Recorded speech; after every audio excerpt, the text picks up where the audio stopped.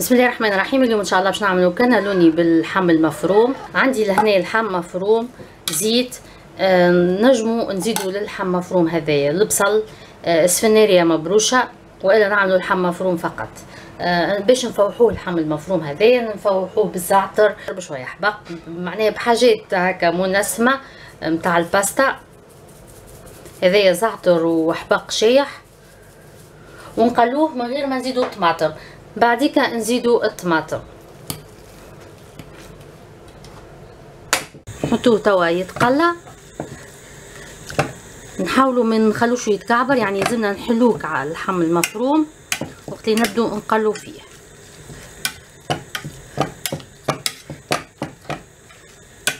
لازم يجينا مفتفت.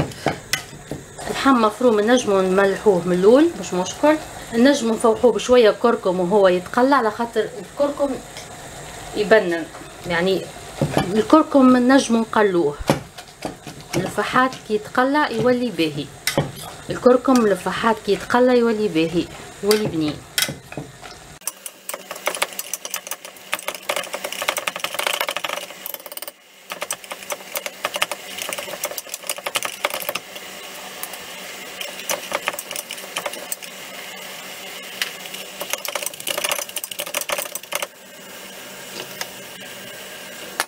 في الاثناء انا باش نعمل البشاميل.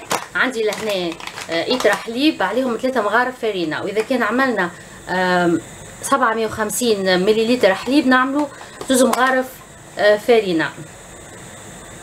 لا، نعملوا هذه حكايه 700 مليلتر حليب باش نعملوا عليهم 2 مغارف ونص فرينة.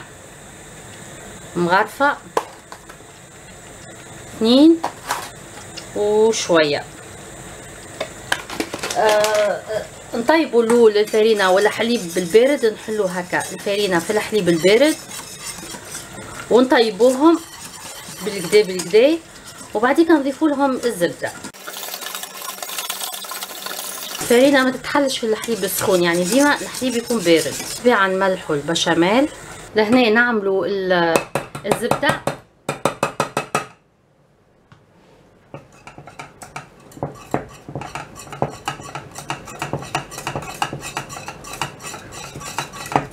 نقصوا الغاز ونخلوا البشاميل يطيب في عقله هكا.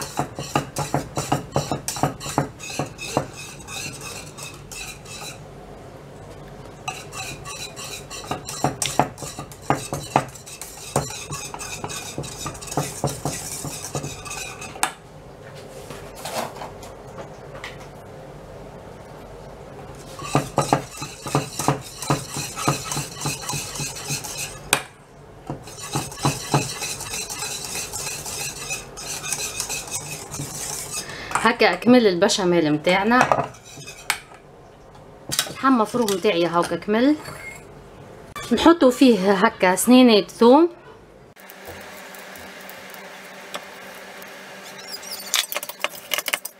توا نصبوا شويه من البشاميل هذايا في اللحم المفروم، شويه مش برشا.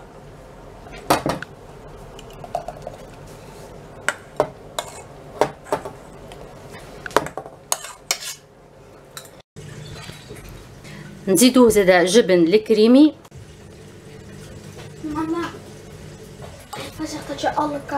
ونزيدوه البستو.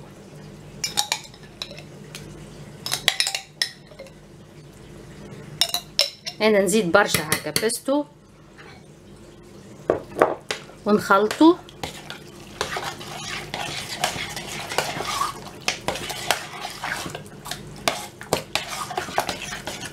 توا نعبوا الكعبات متاعنا، نحاولوا نعبوهم هكا. نحط هكا سحفة ونعبي.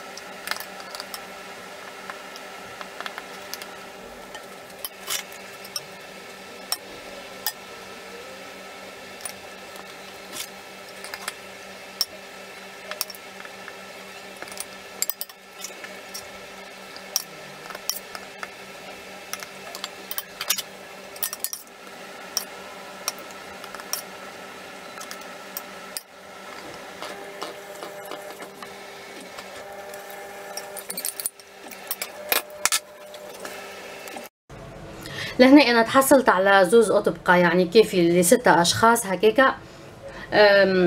نحطوا لهنا عليهم شويه هكا بشاميل مش برشا.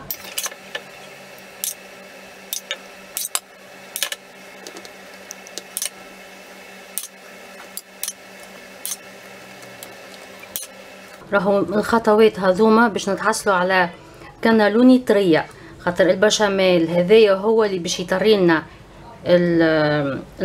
البات نتاع الكانالوني، خاطر ما طيبناهاش احنا في الماء ومش لازم نطيبوها، هي مجعوله باش تطيب بالطريقه هذه، فقط نستعملوا صوص هكا جيري شويه. لهنا في نفس الكسرونه اللي طيبنا فيها اللحم مفروم نعملوا فيها صوص الطماطم. لهنا انا حطيت مغرفه طماطم، زيت زيتونه وشويه كركم، شويه فلفل احمر، وعندي لهنا زاده شويه بيستو باش نصب عليه الماء، قدر مغرفه بيستو باش نصب عليه الماء ونصبه لهنا. البيستو نزيدوها بطبيعه الثوم، ماذا بينا ما نفوحوهاش بالتابل، فقط فلفل احمر، ما يسالش زعتر، ما يسالش هريسه عربي. لازمنا نتحصلوا على صوص جاريه شويه، نملحوها.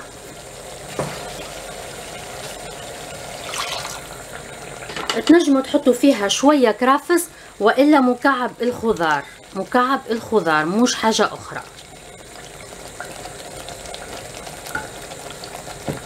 والا الشوربه اللي تبدا هكا شوربه البودر، شوربه بودر هذيك زاده تنجم تبننها لنا.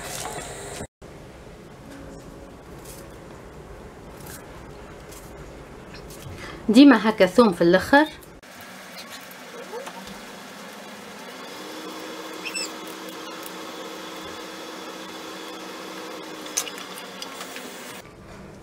كمل الصوص متاعي هكا يكون جيري، نصبو هكا صوص طماطم.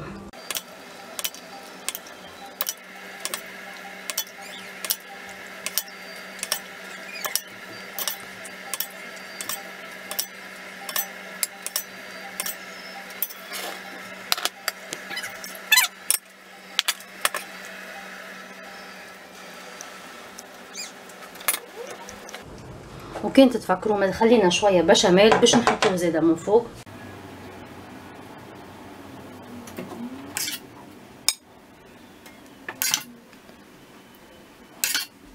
نكونوا نسخنوا في الفرن.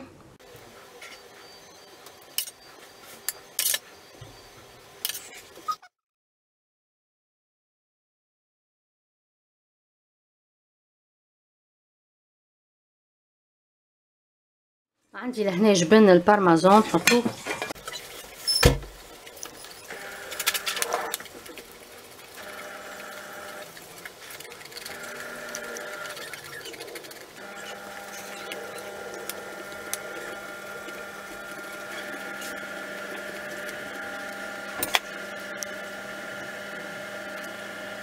ونحطوا هذايا زاده في الفرن.